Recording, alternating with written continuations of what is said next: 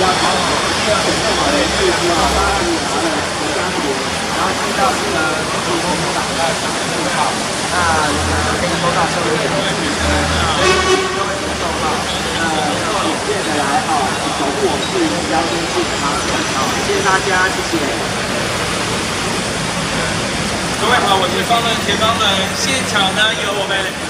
江启臣委员、江启臣主席带领着我们台北市议员，有罗志祥议员，有王心怡议员，有李国一议员，在这边呼吁所有现场的朋友一起加入我们的公投联署，呼吁所有的好朋友一起加入我们的公投联署。我们的反莱猪公投需要您的加入，我们的反莱猪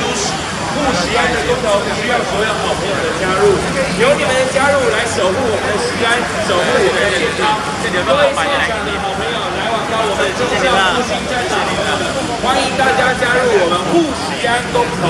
护食安公投的联署。那我们现在呢要面临的是要在2个月内收集50万份的公投联署，2个月要收集50万份联署，需要我们全部的台湾人民一起战斗。我们这边有这个就是庆功，所以可以带回家吃，然后我们就都写好了，用它去。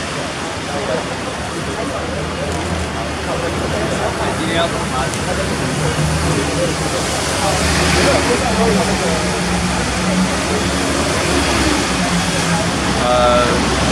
郑市长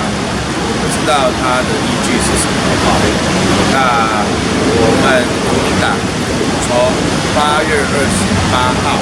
蔡英文总统宣布开放莱猪以后，我们就是第一个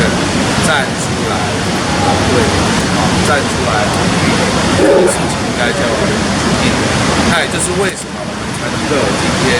来执行第2阶段公投的联署然后呢，再加上呢，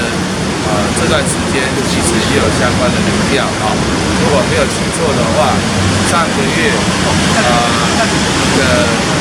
这个指数的民调，绿营指数的民调就是国民党编辑报有做他说国内政党关心民众健康，在莱猪这个议题上面民众觉得哪一个政党比较关心，哪一个政党比较有作为，40%以上是支持所以从董事长我要认识到这个。你有话想说却苦无发声的管道吗？你对事情有不同的见解却无人倾诉吗？年轻学子们站出来说出你们的想法，让我们听听年轻人的心声。闹变风向，强力征求学生辨识，只要你敢说，我们就敢要。赶紧拍摄影片，然后发送到我们以下的信箱，就会有专人跟你联系。还有，别忘了订阅我们闹变风向的 YT 频道，按赞，开启小铃铛，就不会错过我们精彩的辩论哦。各位朋友，闹变风向，敢嘴就来辩。